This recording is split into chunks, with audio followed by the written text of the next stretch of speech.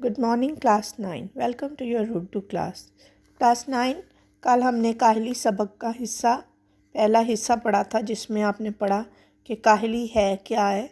और काहली जो है वो उठने बैठने में सुस्ती करना नहीं, जिस तरह हम काहली को समझते हैं, बल्कि काहली जो है वो अपने दिली क़ुव्वतों को बेकार छोड़ देना और उनको काम में ना लाना है। अब मैं इसका अगला हिस्सा पढ़ूँगी पेज नंबर 16 से।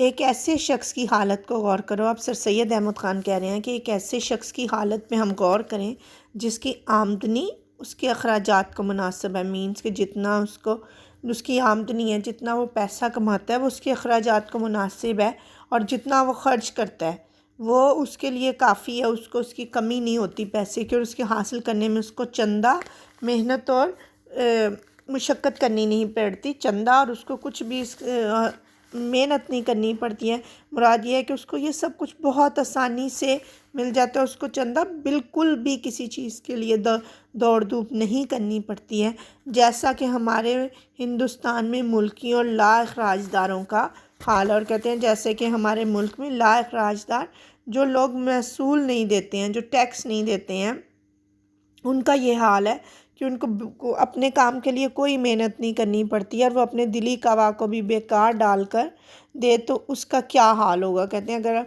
ये हाल है कि वो लोग जिनको अपने अखराजात पूरे करने के लिए जो है वो दौड़ धूप नहीं करनी पड़ती, और वो उन्होंने अपने दिली कवा को बेकार डाल दिया, वो अपनी एबिलिटीज़ को यूज़ नहीं कर रहे हैं। यही होगा कि उनके आम शौक़ वहशियाना बातों की तरफ माइल हो जाएंगे। कहते हैं जब उनकी जो एनर्जी है वो अच्छे कामों की तरफ, मेहनत की तरफ नहीं निकलेगी, तो वो क्या होगा कि वो उनका शौक़ होगा कि वो वहशियाना बातों की तरफ वो माइल हो जाएंगे। उनका जो शौक़ है वो दूसरी बातों की तरफ चला जाएगा। मज़ेदार खाना उनको पसंद होगा, कमारबाजी और तमाशबीनी के आदी होंगे। अब कमारबाजी जो है वो नशेबाजी, नाच रंग, और तमाशबीनी भी यही है कि जो खेल तमाशों के शौकीन हो जाएंगे और उनका ध्यान जो है वो दूसरी चीज़ों की तरफ होगा। यही सब बातें उनके वैशी भाइयों में भी होती हैं। और कहते हैं जो बदसलीका होते हैं, जो वहशी से मुराद यहाँ ये है कि जो जाहिल हैं, जो जंगली काम करते हैं। अलबत्ता इतना फ़र्क होता है कि वो पुआड़ बदसलीका वहशी होते हैं या एक वज़ादार वहशी। लेकिन कहते इतने इनमें यही फ़र्क होगा कि क्योंकि वो जंगल में रहते हैं, वो उनके काम वहशियों वाले हैं क्योंकि वो वहाँ के रहते हैं, और यहाँ के लोगों के हालात जो हैं वो ये होंगे कि ये वज़ादार वहशी होंगे। इनको सब कुछ पता होगा, इनको हर चीज़ की समझ होगी, और ये भी जो है काम जो हैं ये बदसलीकी के करेंगे। कोई सलीका नहीं इनकी ज़िंदगी में होगा, और इनकी ज़िंदगी जो है वो वहशियों के बराबर होगी। हम कबूल करते हैं कि हिंदुस्तानियों के लिए ऐसे काम बहुत कम हैं जिनमें उनको क़वाए दिली और क़ुव्वत अक़ली को काम में लाने का मौका मिले, और बरख़िलाफ़ इसके और वलायतों में बाहर के ममालिक में, ख़ुसूसन इंग्लैंड में वहाँ के लोगों के लिए ऐसे मौके बहुत हैं। और इसमें कुछ शक नहीं कि अंग्रेज़ों को भी कोशिश और मेहनत की ज़रूरत और उसका शौक़ ना रहे जैसा कि अब है, तो वो भी बहुत जल्द वहशत पुने की हालत को पहुँच जाएंगे।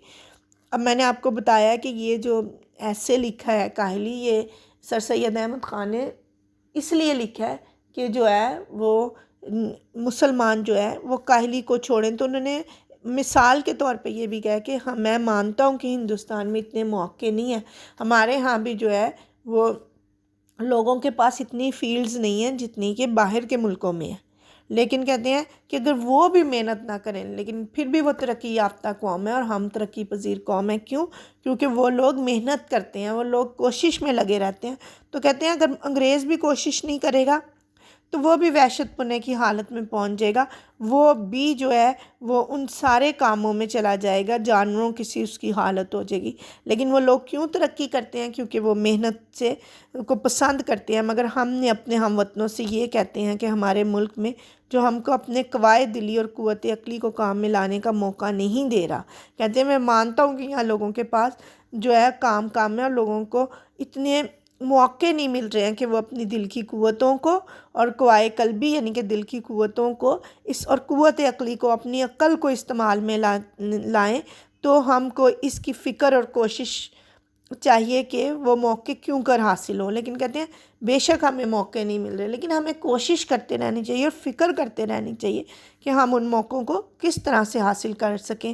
اگر اس کے حاصل کرنے میں ہمارا کچھ قصور ہے تو اس کی فکر اور کوشش چاہیے کہ وہ قصور کیوں کر رفع ہو۔ اور کہتے ہیں اگر ہمیں ہماری وجہ سے، ہماری کوئی کوتاہی کی وجہ سے کوئی ایسے ہم آگے نہیں بڑھ رہے یا ہمیں کوئی موقع نہیں مل رہا، ہمیں وہ موقع نہیں مل رہے ہیں، تو ہمیں کوشش کرنی چاہیے اور دیکھنا چاہیے کہ اس میں قصور کس چیز کا ہے، غرض کہ کسی شخص کے دل کو بیکار پڑا نہیں رہنا چاہیے۔ اور وہ اس کا اینڈ کیا بتا رہے ہیں، حاصل گفتگو یہ بتا رہے ہیں کہ اس کا حل یہ ہے کہ کسی کے دل کو بیکار پڑا نہیں رہنا چاہیے، کیوں، اور کسی نہ کسی بات کی فکر و کوشش میں مصروف رہنا لازم۔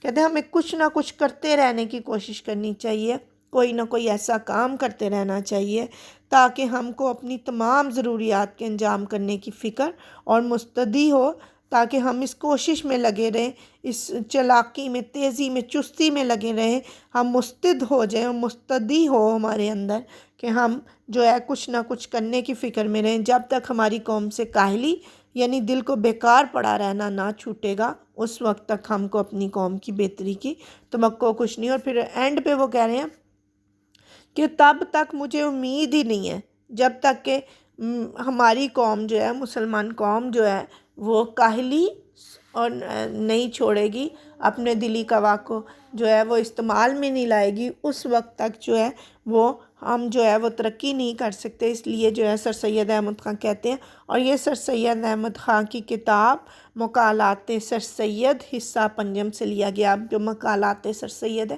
اس کے کافی حصے ہوں گے، تو یہ جو حصہ ہے، یہ جو ہے یہ حصہ پنجم سے لیا گیا ہے۔ Thank you.